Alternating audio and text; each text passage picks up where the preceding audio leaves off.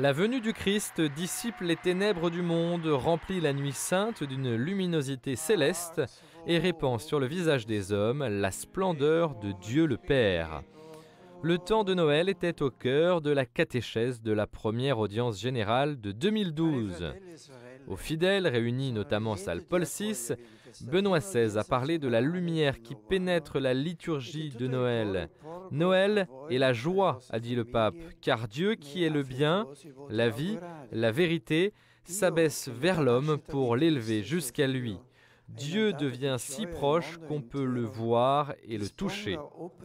La théologie et la spiritualité de Noël parlent alors d'un admirable échange entre la divinité et l'humanité.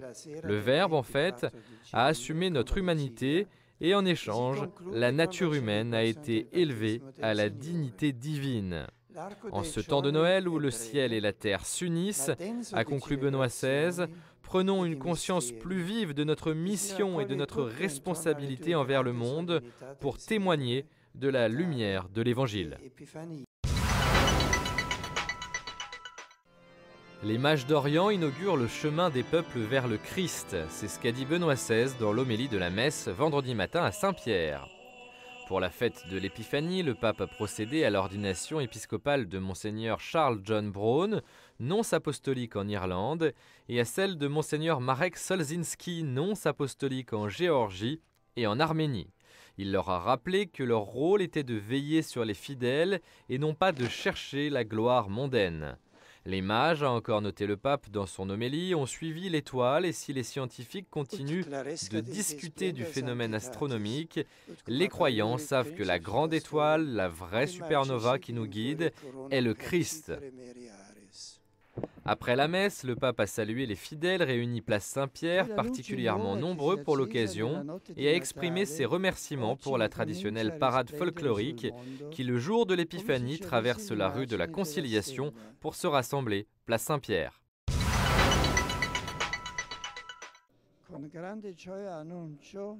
Avec une grande joie, je vous annonce que le 18 février prochain, je tiendrai un consistoire au cours duquel je nommerai 22 nouveaux membres du collège cardinalice. Comme cela est connu, les cardinaux ont la tâche d'aider le successeur de Pierre dans l'accomplissement de son ministère, de confirmer les frères dans la foi et d'être le principe et le fondement de l'unité et de la communion dans l'Église. Voici les noms des nouveaux cardinaux. Monseigneur Fernando Filoni, préfet de la Congrégation pour l'évangélisation des peuples. Monseigneur Manuel Montero de Castro, grand pénitencier. Monseigneur Santos Abrili Castello, archiprêtre de la basilique Sainte-Marie-Majeure. Monseigneur Antonia Maria Velio, président du Conseil pontifical pour la pastorale des migrants et des personnes en déplacement. Monseigneur Giuseppe Bertello, président de la Commission pontificale pour l'État de la Cité du Vatican et président du gouvernorat de l'État de la Cité du Vatican. Monseigneur Francesco Coco Palmerio, président du Conseil pontifical pour les textes législatifs.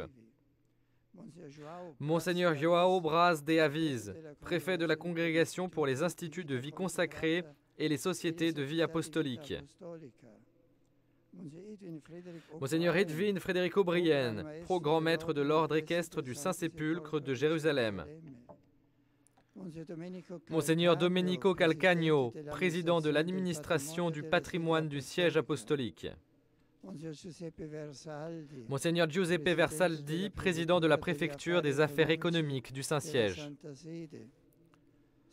Sa béatitude Georges-Alain Chéry, archevêque majeur d'Ernakulma, Angamali, des Syro-Malabar en Inde.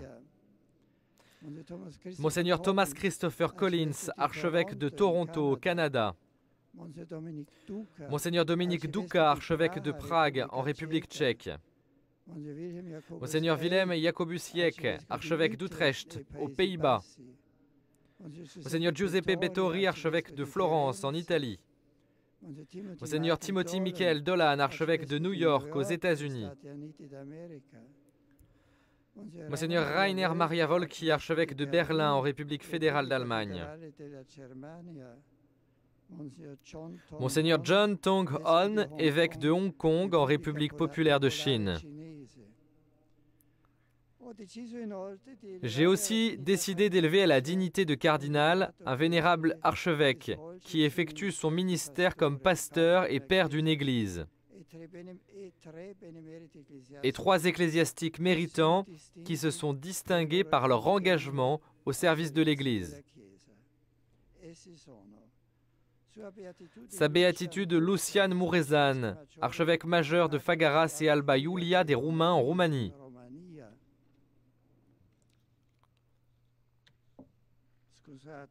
Excusez-moi.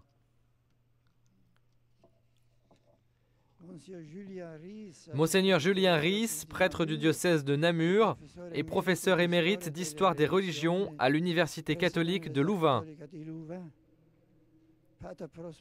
Père Prospero Grech, professeur émérite de plusieurs universités romaines et consulteur à la Congrégation pour la doctrine de la foi. Père Karl Becker, professeur émérite de l'Université pontificale grégorienne, pendant de longues années consulteur de la Congrégation pour la doctrine de la foi. Les nouveaux cardinaux viennent de différentes parties du monde et accomplissent différents ministères au service du Saint-Siège ou sont en contact direct avec les fidèles en tant que pères et pasteurs d'églises particulières.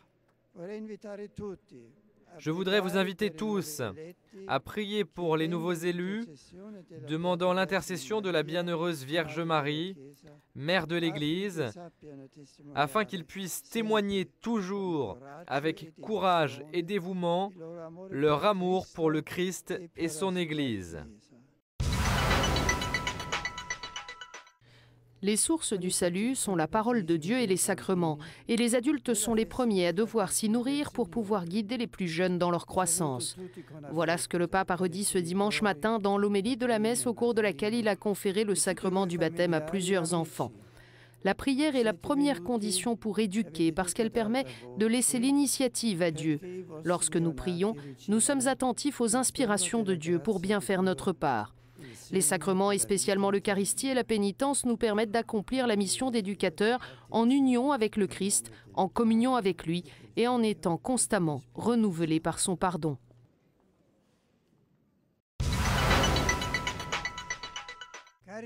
Dans la relation avec Dieu, l'homme naît de nouveau en accueillant la vie comme un cadeau venu du Père des cieux.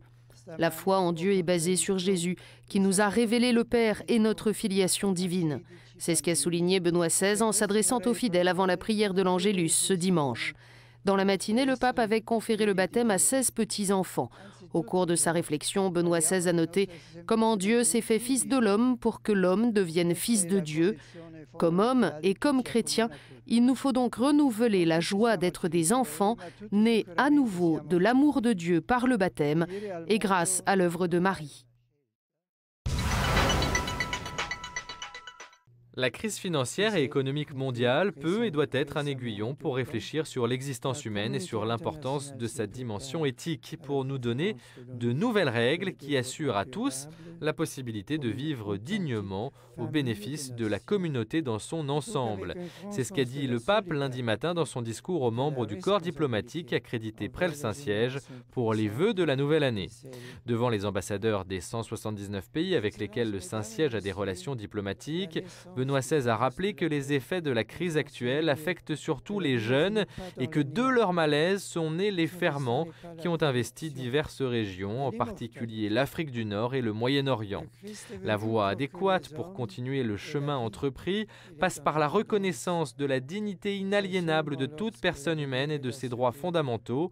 Le pape s'est dit préoccupé par les violences en Syrie, où il demande l'ouverture d'un dialogue favorisé par la présence d'observateurs indépendants. indépendants. Benoît XVI a noté avec plaisir la reprise du dialogue en Terre Sainte, mais il a aussi constaté la recrudescence des violences au Nigeria et en Côte d'Ivoire, ainsi que l'urgence humanitaire dans la Corne de l'Afrique.